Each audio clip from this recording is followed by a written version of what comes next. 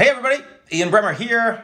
We've got coronavirus still going on. You wouldn't know that from watching the American media right now. A lot more focus on social violence, on Kenosha, on Portland.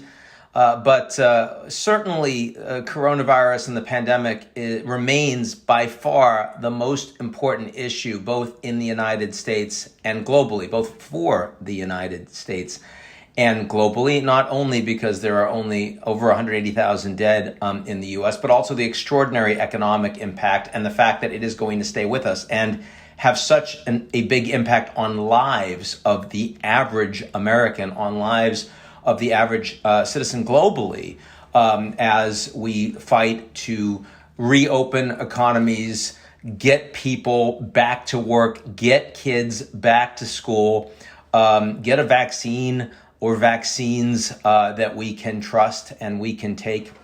And it's important to understand that even though the election is going to distract us maximally and hopefully engage us maximally over the coming 2 months and more, because I don't think it's over on November 3rd, that still we are dealing with the biggest crisis of our lifetimes, and it's going to be with us for a lot longer than this election. Having said that, getting away from the United States a little bit, there's a lot of news happening, and I thought I'd talk about a couple of those things. One is that the longest-standing prime minister in Japanese history, Shinzo Abe, is stepping down. The second time he has stepped down for health concerns. This time, I would say it is for good. The good news is that Japan is very stable. The Liberal Democratic Party is very entrenched. There's not a lot of inequality in Japan. There's not a lot of individual upset or dissent with the idea that elections are rigged or institutions are illegitimate. And so this is going to be a very smooth process. It's most likely that the Chief Cabinet Secretary, Suga-san, will be the next PM, but irrespective of whether it's him or one of a number of other prospective prime ministers, it's going to be a very smooth transition. Abenomics is not going to be changed by the next PM, not fiscal policy, not monetary policy, not social policy domestically, not the way they've handled the coronavirus. All of that is going to be quite stable. I mean, when I look at the world of advanced industrial democracies, Japan and Germany are the two places that have had the strongest leaders, but they're also the two places where the next governments are likely to look the most like the old governments. And that's a pretty big deal. Remember, Japan is the third largest economy in the world. And it's important to say just how much of a stabilizing influence they have been in terms of lack of question of internal dissent, but also on the international side, their willingness to engage constructively in ensuring that a Trans-Pacific Partnership continued to happen once the United States pulled out, on climate, on the Paris Peace Initiative, in multilateral institutions like the WTO. Japan has continued to be a strong and constructive supporter and arbiter of that international architecture.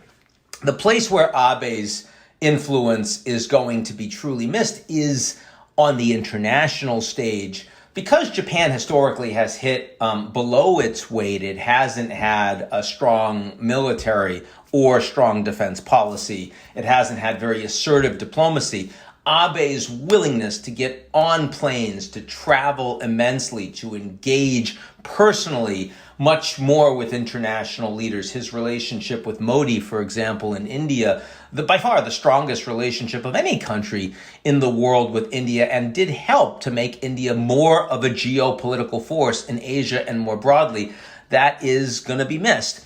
The willingness of the Japanese to engage economically more deeply with China, even as its national security relationship and its nuclear umbrella with the U.S. was unquestioned, that Prime Minister Abe had a great deal to deal with. The desire to make the Five Eyes Agreement, the cyber and technology coordination with the U.S. and other countries like Australia, New Zealand, the UK, Canada, into a Six Eyes Agreement that was driven much more by Abe. I don't think you would have seen a lot of those moves if Abe hadn't been premier. Also, just the fact that Abe himself was seen as a close friend of Trump and a big supporter of Trump, even though Abe personally really didn't like him. I mean, when you spoke with the prime minister and you spoke with his key advisors after his meetings with Trump, he was enormously frustrated because, Trump didn't have facts and he didn't know what might lead to a blow up or an explosion or how the meeting was going to go. It was extremely difficult for the Japanese, who come incredibly prepared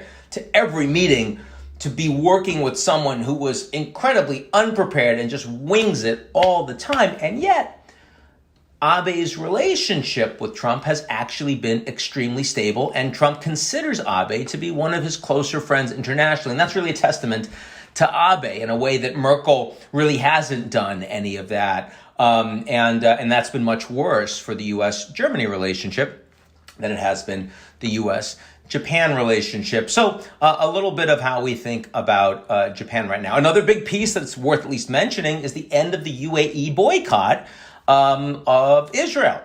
You now see the first direct air flights happening between the UAE and Israel. This is a big deal.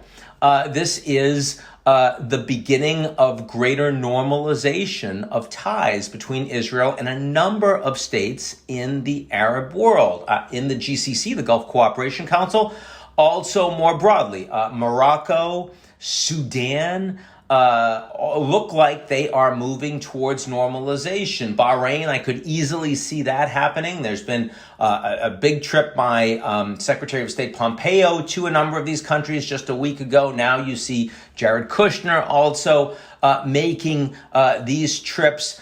This is because they want to work with Israel on national security issues, because common concerns about Iran outweigh disparate alignment on the Palestinian issue, because the desires to engage in economic trade and technology exchange and educational exchange is more important for a number of countries that understand they've got to get beyond oil really fast. And certainly the UAE has been quickest in that environment because they have a much more diversified economy. They've got a lot of young people that are getting engaged, a very globalized place. There aren't a lot of Emiratis that live in the UAE. In fact, in Dubai, it's something like 10%.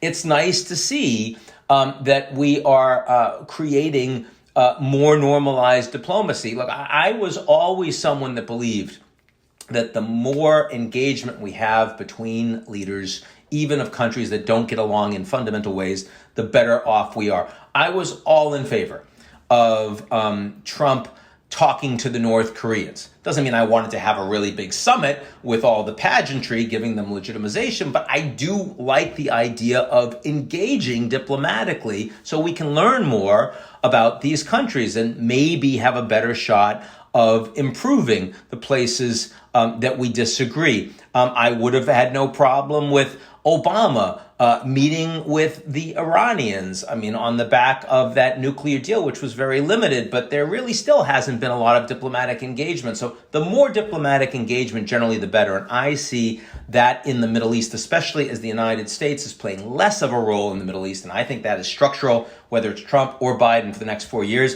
I think that is an unmitigatedly useful development and something we will see more of going forward. So a few interesting points here. I will see all of you soon. Be safe. Avoid people. Talk to you soon.